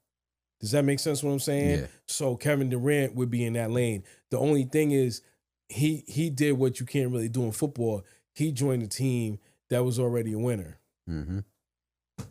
Now Houston, you the man. Now I don't know who in there. You got no Devin Booker. They got a good young core. They got Ahmed Thompson, who's a great defender, young talent. They got veteran Fred VanVleet. Their center is nasty, Sengun. They got pieces. Okay. I'm expecting Phoenix did too. Brooklyn gave up all their pieces to get them, and that didn't work out well either. Brooklyn's still trying to rebuild from that. Mm-hmm. So Houston got pieces, but you let your man go. And let me tell you, on the flip side of that, they gave all that criticism to him. Then he's like in his 3rd year, right? Oh. With Jalen Green, who they traded? Yeah. What? He's like in his 3rd or 4th year. So, yeah, he's like 21. So I'm sorry. Did LeBron win his title in his 3rd year? No. Did Jordan? I'm sorry. At what point? And they're like, well, he didn't do that great. Well, I'm sorry. It's his 3rd year. And mind you, it's not like he's in a weak kind. I'm not saying the East is weak. You got Ant-Man. You got Golden State and Curry and them boys with Denver Jimmy Butler. Is still at least you getting have to the Denver. playoffs. There's at least 5 teams, and he's only in his 3rd year, and he doesn't look dominant. Really? What year is SGA in? He's been there a while. Right. He's 27, so he's been there 7-8 years. And he got his ass bounced out in the 1st round last year or something like that, didn't they? Mm-hmm. Wow. And you let him go because you think of Durant. Now, they said Ime Udoka let up on his trade. If I was the GM and the owner, I would let it be very much known. I would have a talk with Durant. If I see that BS that I've been seeing from your last 2 teams, I will ship your ass up out of here so fast you won't know where hit you. And I dare you to try me. Because that coach ain't going nowhere. I ain't going nowhere. But your ass will go somewhere. Don't worry. We're going to ship you right out. Go. Yeah, you can go. Stop. And you know it's another sign? As great as these players are, stop listening to them. Well, because who knows basketball better than us? Really? We see where that got with the CBA. Shout out to CJ McCollum and fucking Grant Williams. You should listen. The presidents. So wait. They listen. No disrespect to Devin Booker, but he's like, yeah, I'm all in to let Kevin Durant here, and you ain't make it out the 1st round. And I feel bad for Kevin Durant. I mean, Devin Booker. That was his team. Yeah. You play second fiddle on your own team, and it still didn't work out. And now he's starting to get up in age. He's still young, but he's starting to get up there. But I guarantee he's going to want to leave. Yeah. He's gonna win out. And I'm like, oh yeah, bye. I could ship you out right now. We can rebuild. Don't worry. So what I'm saying is a lot of these players will go up and say, because Durant made some type of comment. I don't want to go into it any more than I'm going into it. Durant made a comment. He's like, I should be able to have said where I'm going. Can I ask you something? I just want you to look at this from a fan's perspective. And I know it's so on a much lower level. We go to work every day and bust our ass and put up with things that we should never have to put up with as grown men. Can we get to say where we need to be, what grade we can go up to? And mind you, we ain't even getting paid millions of dollars. We're getting paid thousands of dollars. Mm-hmm. So I'm just trying to understand how you sit on TV on a mic and say, I don't have no control where I'm going. That you already had control of where you wanted to go, and that shit didn't work twice. It didn't work twice. And it's not like, prime example, when Barkley went to Phoenix, he went to win a title. They got to the finals, but they didn't get back, right? He tried it in Houston. When Barkley left those teams, he didn't leave them in disarray. Look at Brooklyn. Look at the disarray. Oh. Look at. Can we real quick? What the fuck were y'all doing that draft night? Y'all had all them first round draft picks, and everybody was like, "That's what y'all did with 5 first round draft picks." It was bad, huh? They had 5. I'm gonna say this again. They had 5 first round draft picks, and nobody understood who they were drafting. This has never. You know what you could do with that? Mm-hmm. You can couple those picks up and say, yo, I got the 9th pick and let me package this and move up in the draft or trade for a player. Right. If you weren't going to use the picks right. But speaking of disarray, yeah, you left some dysfunction in Brooklyn because draft night for Brooklyn looked horrible. Go ahead. Yeah. No. It's good. So my whole thing is with that. Look at Phoenix. They did this trade to get some of their draft picks back for what they gave for Kevin Durant. My point is that you keep listening to these players, and at the end of the day, you got to pick up the mess when they leave. So I would just be looking at them like, I'm gonna give you some leeway. If you say, hey, I need this guy, but it has to work. Mm. You can't say, yo, I want AD here, wink, wink, LeBron. I want AD here, and you won 1 title, but you ain't won that. And then you said, well, we need Westbrook. That didn't work out well neither.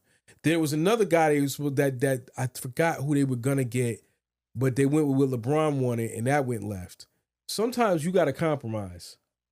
You understand what I'm saying? It just don't always work out the way you think it is. So that Durant stuff, good luck with that, man. I done heard this story before, and people are still being hard-headed.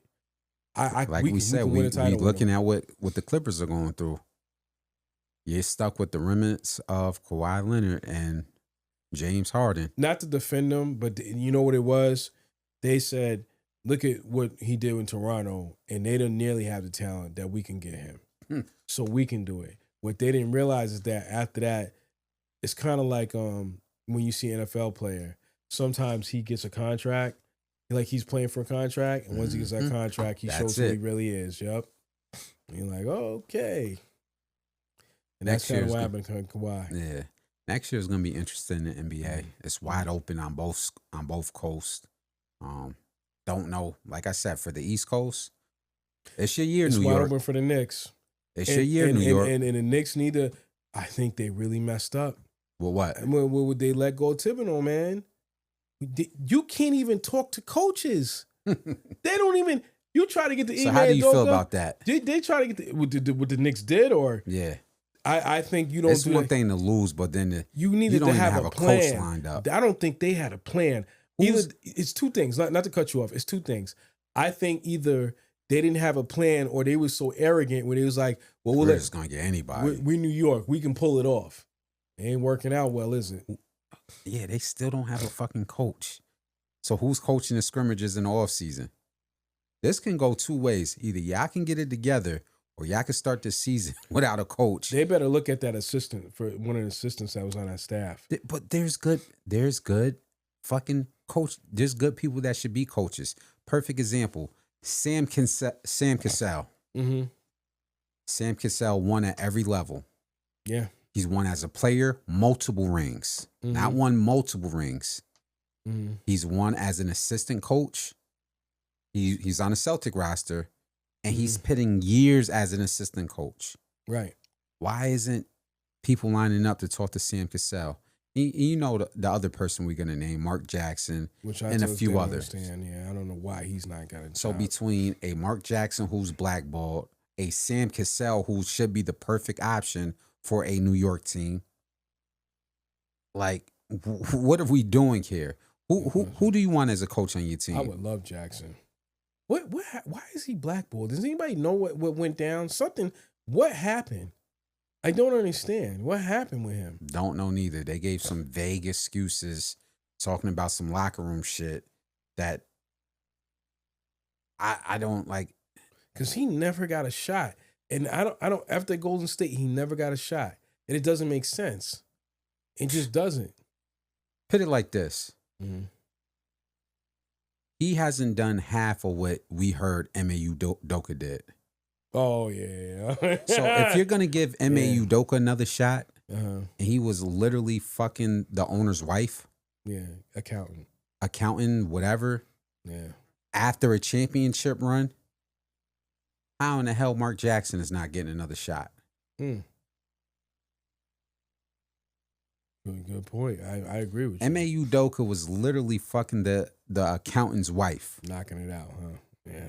And in the building, Knocking it out. It was talks about in the building. Really? Yeah. Wow. Amongst some other shit he was doing. Getting it in. Got a whole nother job in Houston. He's probably loving them strip clubs. Yeah. But Mark Jackson, who built that nucleus, who breathed life in Steph, like the players say it to this day. He was telling Steph Curry and Klay Thompson that y'all the greatest shooters in the world. He was breathing life into them. He built that dynasty before it was handed off to fucking Steve Kerr. Whatever. Yeah. And now he can't get another coaching job, and the Knicks don't have a coach. The Knicks can't buy a coach right now. Nope. They got so desperate they want to talk to Quinn Snyder from the Hawks. I know who Quinn Snyder is. If that's your coach, good luck. Is Trae Young coming with him? Because I really don't know other reason you would bring him here.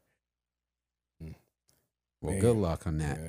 So we still got some time. We're going to jump into WNBA because we also covered the WNBA. Yes. Shout out to the W. Yes. We halfway through the season, man.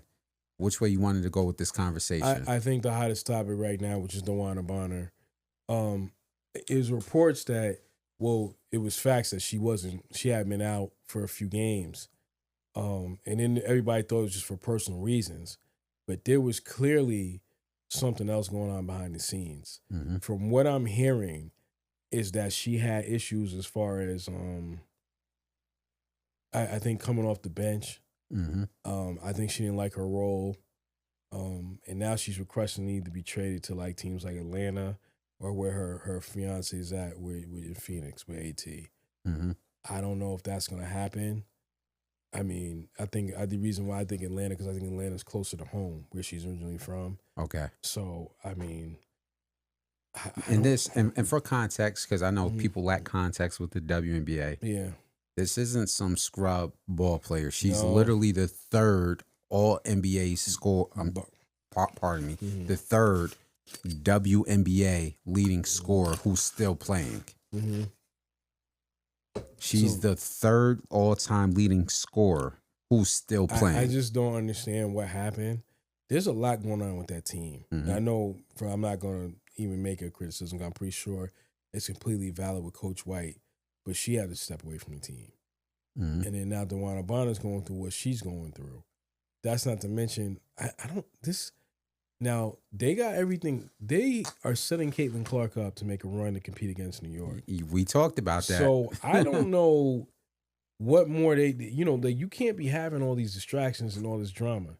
Let me also say, as a side note, as a shot, maybe you shouldn't let go of Christy Sides. You know that coach you had last year? Yep.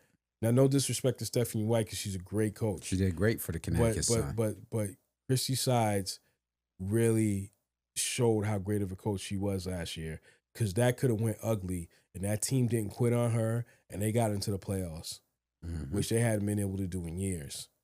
So the point I'm making is that I don't know why they curved her to get Stephanie White. I just don't get it. And maybe I'm missing something, and I'm not saying that Coach White isn't a great coach, but Sides was a better coach. Anyway, long story short, there's clearly an issue. And then today, I think, or last night, DeWanna Bonner had made a post saying like, I need your apologies to be as loud as your disrespect because I'm a quitter. And she's like, I'm never a quitter. Yeah. So I don't know what's going on behind closed doors, but it just doesn't look good. It looks very bad. And they're not, I think Indiana, if they do got a winning record, it's barely a winning record. They're 7-8. And they're barely in front of the Washington Mystics. Who's my team? That's my sleeper. And they're in rebuild mode.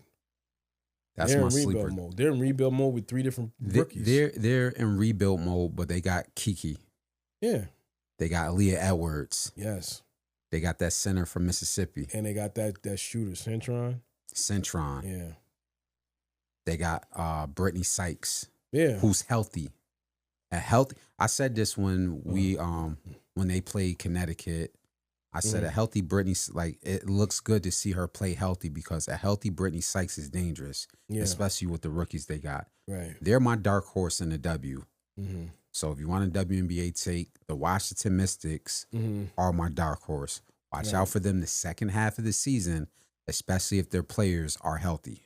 Brittany Sykes, Kiki, Aaliyah Edwards, and all of them are healthy. Mm-hmm. Shouts out to the Phoenix Mercury also. Mm-hmm. I think that they don't get enough credibility for what they're doing. Right now, they're in 3rd place overall. They're in 2nd place right now behind Minnesota. Who's tearing it up. But they want that revenge. I think what's more impressive about Phoenix is what I saw when I went to see them play Connecticut. They played Connecticut, went to New York the next night, pulled that game out, came in because I think what it is, I think they got their second win in the second half. And they took it to New York and beat them. Then they went to Washington and won. I mean Chicago. I'm sorry, they went to Chicago and won. Phoenix is and with the complete overhaul they had from last year with Taurasi, Cunningham, Griner, all of them leaving the team, It's one thing when you do an overhaul, and you start out from the bottom. Yeah, it's a second thing when you do an overhaul and you're replacing with veteran players. Yeah. So you bring in Alyssa Thomas, who 2 years ago was in a running for MVP. Correct. She's no slouch. If you ever watch AT play, ooh, Lord. Boy, she's so gifted with the pill, man. Beast mode. Yeah. As a point forward. Then Satu Sabali is over there. Yeah. Yep. So they have a healthy guard forward players because both of them can play the guard or the forward. Right. Like, I don't know how to explain it. Their lineup is a matchup problem for multiple teams. That's the best way I could put it. Right. They present a matchup problem for multiple teams. Right. So, yeah, that's going to be interesting to see. Right, right. So, they rebuild, but they put them pieces together. Right. Okay. And then I think what last we want to talk about with the other team that we noticed, and this is just us talking about everything that we've seen. I think with Connecticut, it's bad. It's bad. I think, I don't know if you've seen now, Marbury is going to be out for a few games now. But I think right now at press time, they're 2-10. 2-13. 2-13. Okay, I'm missing 3 games. They're 2-13. Yeah, and it's not, I said this in the previous one, but it's not the fact that they're losing, it's the way they're losing. They are and they'll be in the game, right? What happens is the team gets, and I never forgot this. This is just like when I feel so bad for Tina Charles because she's playing at A level. Mm-hmm. Still as long as she's been in this league, she's playing at A level. But, and that's not a shot, you have a bunch of young rookies around her. Mm-hmm. And so Mabry and Bria and Tina is really the only real vets on the team. And I'm sorry, Lindsay Allen. Lindsay, yeah, is it Lindsay Allen? Yeah.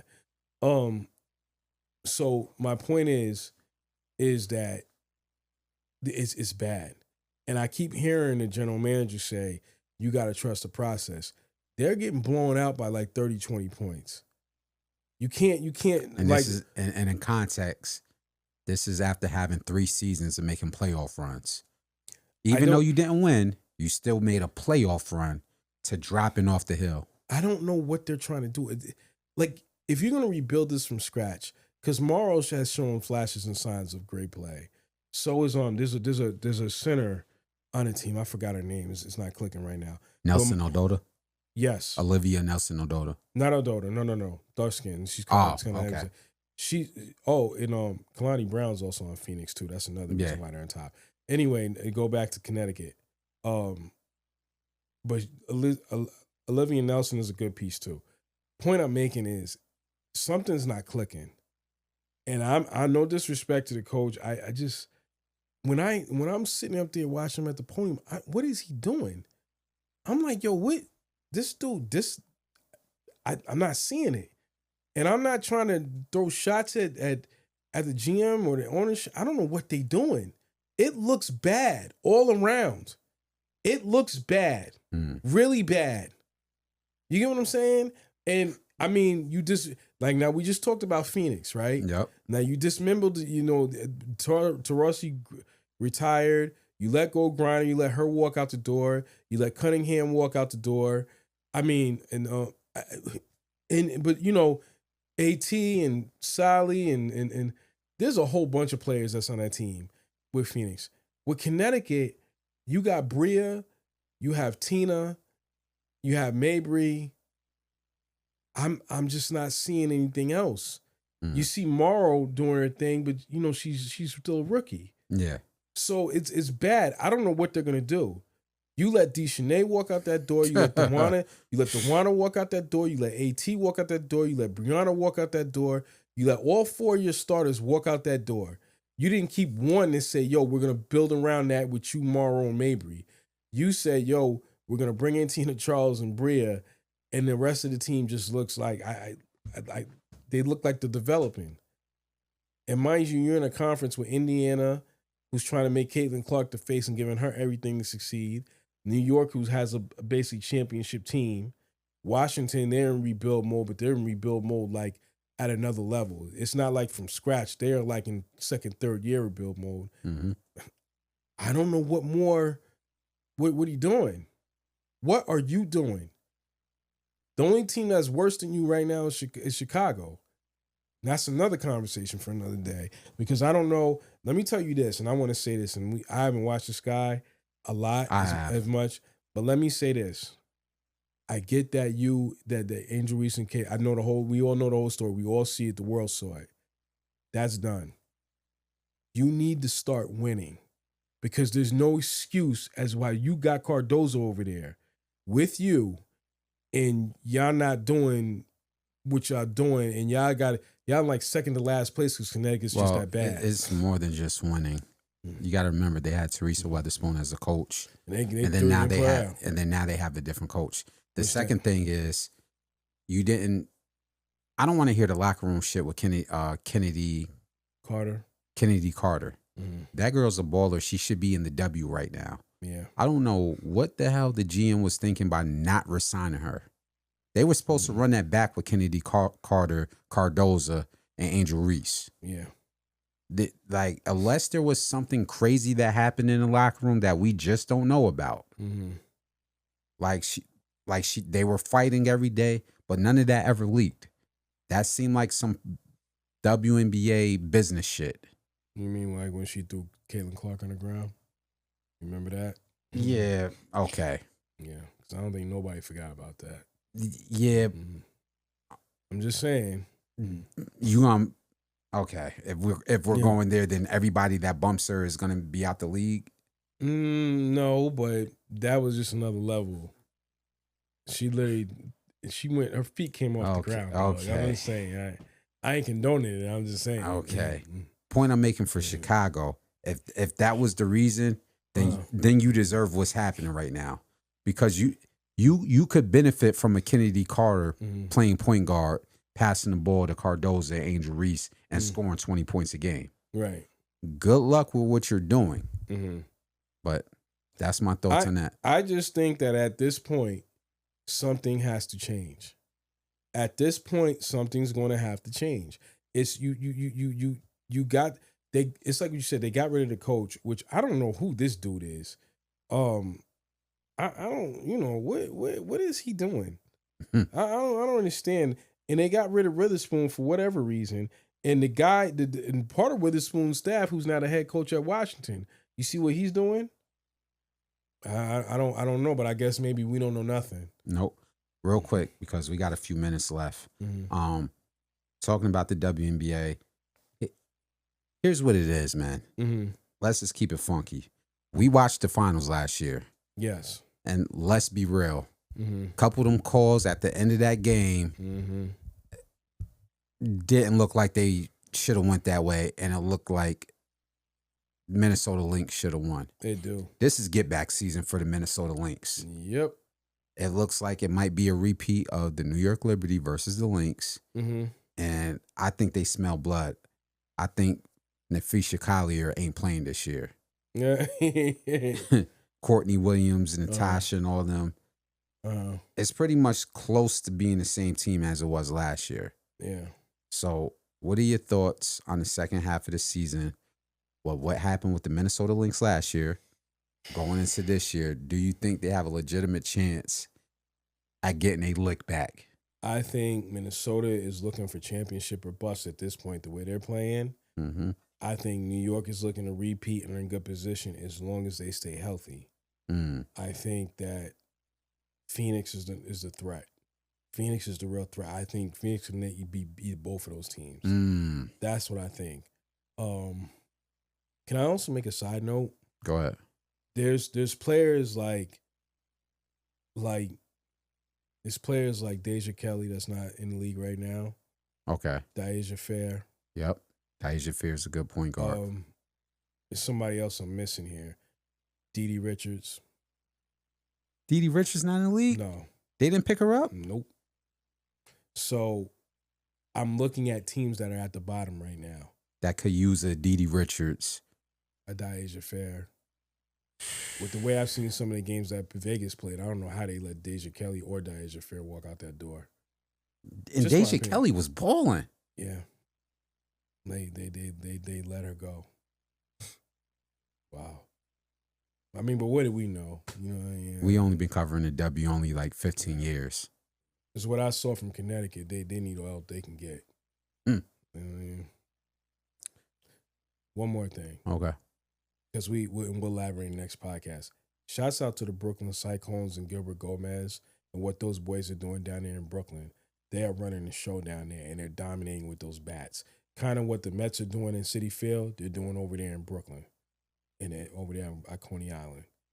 That's all. And for context, we'll elaborate for 2 minutes. For context, Enveonline is starting to cover baseball, so we ventured into single A ball with the Brooklyn Cyclones, and we had a chance to cover a few games. My partner over here is going to be our baseball, our baseball analysis. Okay. So for everybody who likes baseball, we're going to come with some dope content. And the Brooklyn Cyclones is doing their thing. They looking like, knock on some wood, if they're healthy, they making a run at that title. Facts. Oh, can I say one more thing? Shouts out to the people that ran Fanatics Fest. I did witness that over the weekend. I would suggest anybody that's a sports fan, you need to experience that. This has only been their second year, but my God. And I can't put into words. I can't. I can't. The best way I can explain it is every experience you want to have as a fan is in that building at that event. And that event goes on for 3 days. So it's in New York and Jacob Javits. It was an event. I got to see First Take live. Gillian Wallow was there. He was running around like a celebrity, man. Gillian Wallow was there. And let me tell you something. They was moving like rock stars. Meaning like they were humble and they was moving around like normal cats. They took pictures with me and everything. But when you saw the following that was running around behind them, they were moving like they were just like the athletes. You had Tom Brady who was there. When I was walking around, he was there. Allen Iverson, who's coming out with a memoir in a few months, he was there. I mean, it's just an experience, man. Between the games, stuff, the jerseys they're selling. I mean, it's an all day. You can't cover that event in one day. You can't do it. We'll be there next year. We will, sir. All right. That's the best way. But shouts out to that because that was an experience. I think give credit where credit is due. That's what's up. So for the people that was rocking with us these last 2 hours, whether it's one person, 100, or 1,000, appreciate the support, man. Appreciate the love. Appreciate the following. You see this content on YouTube, like, comment, subscribe, and share it. You run into it on Spotify or wherever your podcast is at. Yeah. Give us a follow, man. To the people that's locked in, much love. See you next time. You rocking with your host, Son of a Jones, one half of Enveonline. Azar Johnson. Stay blessed. One.